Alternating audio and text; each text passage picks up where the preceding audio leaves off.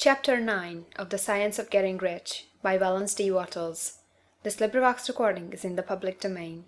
Recording by Majlinger. Chapter 9 How to Use the Will. To set about getting rich in a scientific way, you do not try to apply your willpower to anything outside of yourself. You have no right to do so, anyway. It is wrong to apply your will to other men and women in order to get them do what you wish done. It is as flagrantly wrong to coerce people by mental power as it is to coerce them by physical power. If compelling people by physical force to do things for you reduces them to slavery, compelling them by mental means accomplishes exactly the same thing. The only difference is in methods. If taking things from people by physical force is robbery, then taking things by mental force is robbery also. There is no difference in principle.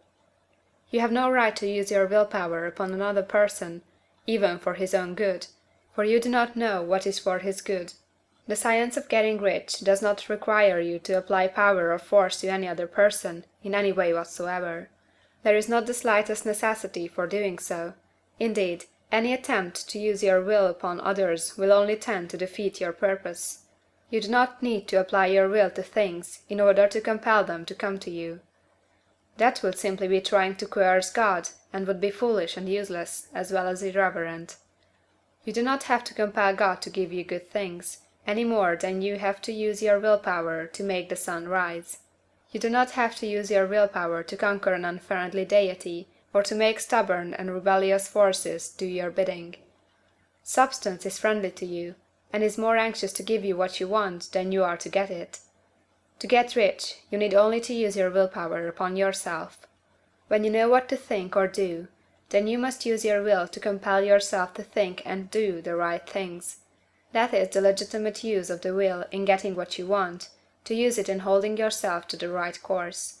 Use your will to keep yourself thinking and acting in a certain way. Do not try to project your will, or your thoughts, or your mind out into space, to act on things or people. Keep your mind at home. It can accomplish more there than elsewhere. Use your mind to form a mental image of what you want, and to hold that vision with faith and purpose. And use your will to keep your mind working in the right way. The more steady and continuous your faith and purpose, the more rapidly you will get rich, because you will make only positive impressions upon substance, and you will not neutralize or offset them by negative impressions. The picture of your desires, held with faith and purpose, is taken up by the formless, and permits it to great distances throughout the universe for all I know. As this impression spreads, all things are set moving toward its realization. Every living thing, every inanimate thing, and the things yet uncreated, are stirred toward bringing into being that which you want.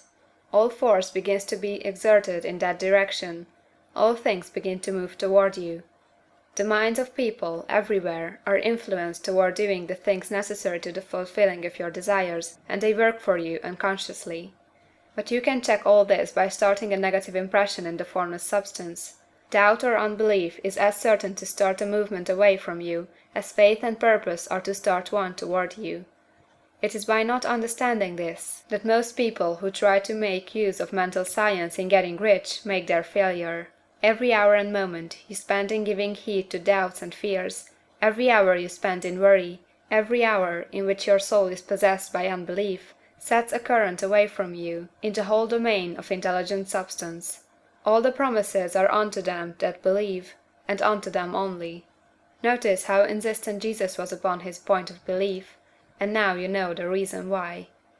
Since belief is all important, it behooves you to guard your thoughts, and as your beliefs will be shaped in a very great extent by the things you observe and think about, it is important that you should command your attention. And here the will comes into use, for it is by your will that you determine upon what things your attention shall be fixed. If you want to become rich, you must not make a study of poverty. Things are not brought into being by thinking about their opposites. Health is never to be attained by studying disease and thinking about disease. Righteousness is not to be promoted by studying sin and thinking about sin, and no one ever got rich by studying poverty and thinking about poverty. Medicine as a science of disease has increased disease. Religion as science of sin has promoted sin. and economics as a study of poverty will fill the world with wretchedness and want. Do not talk about poverty, do not investigate it or concern yourself with it. Never mind what its causes are. You have nothing to do with them. What concerns you is the cure. Do not spend your time in charitable work or charity movements. All charity only tends to perpetuate the wretchedness it aims to eradicate. I do not say that you should be hard-hearted or unkind, and refuse to hear the cry of need. But you must not try to eradicate poverty in any of the conventional ways. Put poverty behind you, and put all that pertains to it behind you, and make good. Get rich, that is the best way you can help the poor. And you cannot hold the mental image which is to make you rich, if you fill your mind with pictures of poverty. Do not read books or papers which give you circumstantial accounts of the wretchedness of the tenement dwellers, of the horrors of child labor, and so on.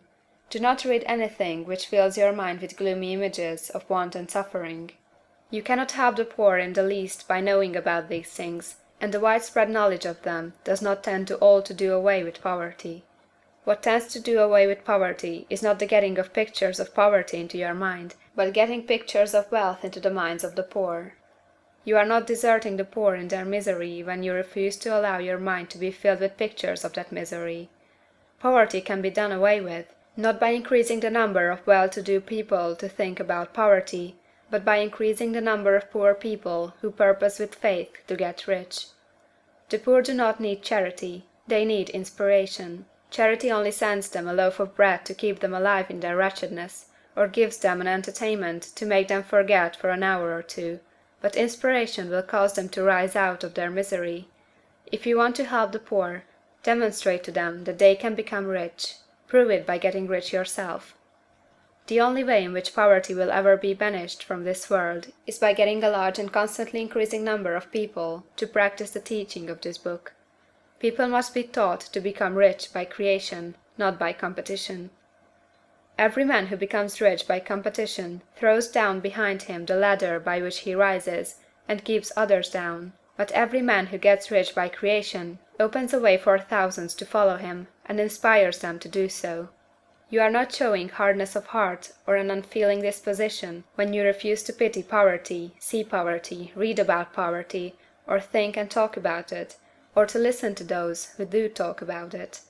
Use your willpower to keep your mind off the subject of poverty, and to keep it fixed with faith and purpose on the vision of what you want. End of chapter 9.